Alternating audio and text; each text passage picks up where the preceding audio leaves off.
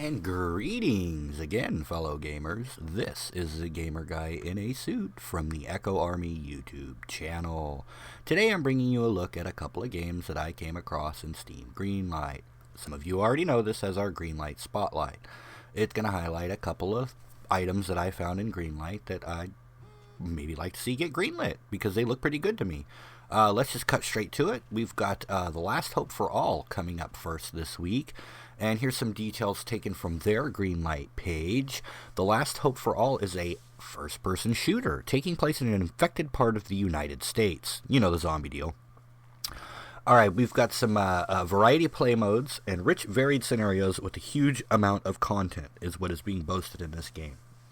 Now, I've already dug in, of course, and I was lucky enough to get my hands on some of the alpha here, and it is still an early alpha. It's not finished yet, obviously, but it's really neat. I did some of the training mode, and that ended horribly for me when I got massacred by a bunch of robots all at once, but needless to say, I had a lot of fun. I got to play around with each of the different weapons in the training mode, and I was finding that was working pretty well. The aiming, the shooting, all of that went nice and smooth. So I dove into the first level of the campaign, and I didn't want to get too far. Like usual, I don't want to spoil things for anybody, but it was kind of neat.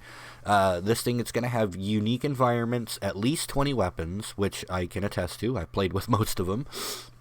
An oppressive and fascinating scenario, 3 different game modes, and the levels that will be generated randomly.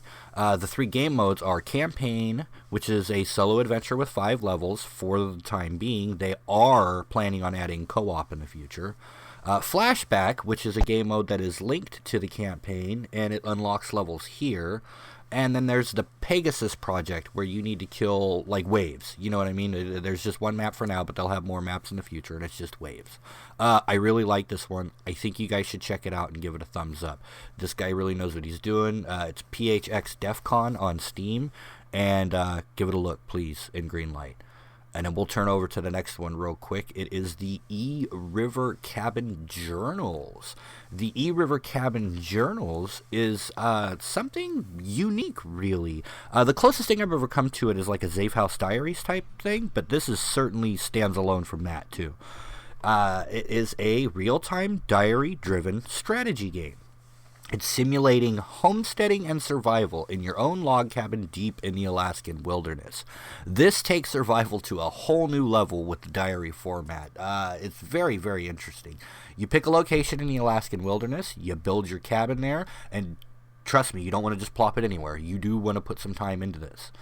And then you get your cabin all set up, you've got some equipment to start with, and everything from there takes all, on the role of a survival game. You have to find your food, you have to fish, you have to hunt, you have to craft, you have to, quote unquote, mine by, taking down the trees and finding your kindling for your wood, and you got to do your cooking, you got to do your foraging, you have to do all of that, and you got to pan for gold, you got to take time to go to the post office and the market when you need to. Like, you literally have to live this life of survival. And it's really neat because these things happen in real time. I like the direction this game looks like it's going. It's like, how you play something like Clash of Clans where you play it throughout the day entirely. You play it for a while, you set some things up, and then you set it down, and then you come back, and then you set it up. That kind of idea is at play here. There is real time. It takes a realistic amount of time. One of the first things I did was went and gathered some kindling, and it literally took 30 minutes to gather the kindling. I'm not joking. It said it was going to take 30 minutes, and it took 30 minutes. Now, with a little work with the interface, this would be great. I couldn't get the interface to work with me as well as far as getting that screen to move over to the side a little bit so I can work with this screen, but that may be my inexperience with the actual application itself. I'm actually going to fool around with this one a little more and talk with the developer because I am really enjoying this game. Just to let you know, some of the features that it has is, like I said, the gold panning, the hunting, the fishing, the trapping, the crafting, the building, an in-depth first aid, repair and service vehicles, trading. I mean, there's just a ton of stuff to do here. Check it out, please, in the Greenlight. Both of these games, I've given them thumbs up. You should too.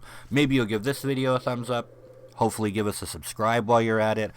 We really appreciate you coming by here at the Echo Army YouTube channel. This is Gamer Guy in a Suit, letting you all know thanks again, and happy gaming.